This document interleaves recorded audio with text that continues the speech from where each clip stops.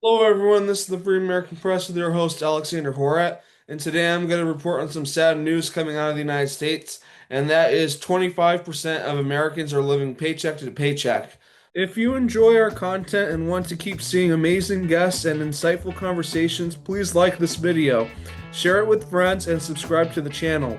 If you'd like to support the channel directly, you can contribute through Zelle or Venmo. Every little bit helps me continue bringing you interesting guests and great content. Thank you so much for your support. So I'm going to share the screen to show you the article that I found this information on, and it's pretty eye-opening. So it says that the number of households living paycheck to paycheck has risen. Why? So the Bank of America Institute examined internal data and found that in 2025, nearly a quarter of all households are estimated to live paycheck to paycheck. That's up from 23.5% in 2024. It says a household lives paycheck to paycheck if, according to Bank of America Institute, necessary spending, which includes things like childcare, gasoline, credit card payments, and groceries, exceed 95% of income over quarter. So that's pretty scary that that's happening to 25% of Americans. That's a huge number. That's millions, tens of millions of Americans that are facing this issue. And we see Americans now getting saddled more by credit card debt because they don't have money to afford basic necessities uh, that are really important to them. So Americans are using credit cards.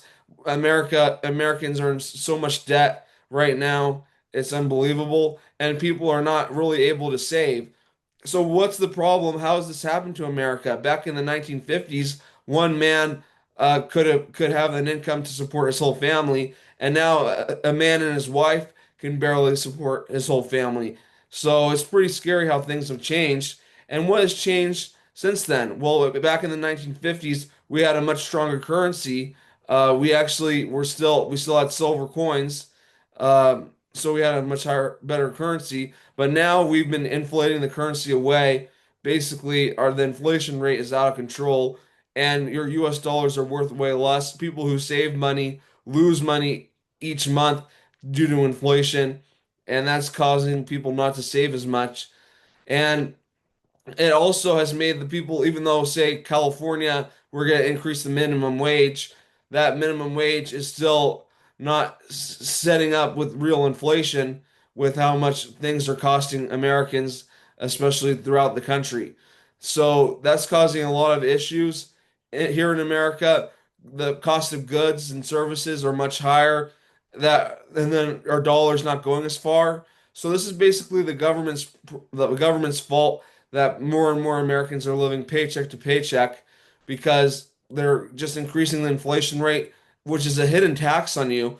Basically, a lot of people don't know this, but inflation is a hidden tax on you, but basically taxing you by increasing the money supply and giving it to their crony friends and such, and then it makes everybody else's money worth less. So they're already taxing us to death through the income tax, sales tax, gasoline tax, and those taxes just keep going up and up. And at the same time, they're inflating our dollar away, so making our savings worth much less. And they're encouraging us to get into debt, basically debt slavery. So I think this is an immense problem. I think there needs to be a fundamental change in the government policy, such as strengthening the dollar instead of weakening it so people can actually afford basic necessities.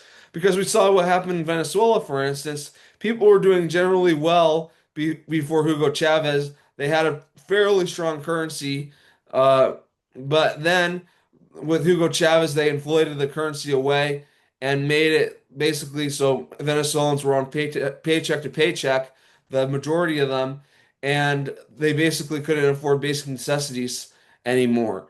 So that's a huge reason why there's a mass immigration of Venezuelans into the United States and countries like Colombia, compared to how it used to be when Venezuela was actually having immigration inside its country because things were going so well. So that shows you how even an oil-rich, powerful country, one of the top economies in the world, I think it was like number five or something like that, can basically get destroyed by bad government policy. And that's what we're seeing happen here in the United States. And we need to make this change. We need to change the United States government for the better. We need to get rid of corruption. So I would just like to thank you all for watching this video. Please share it with your friends, and I hope you have a good rest of your day. Thank you. Goodbye.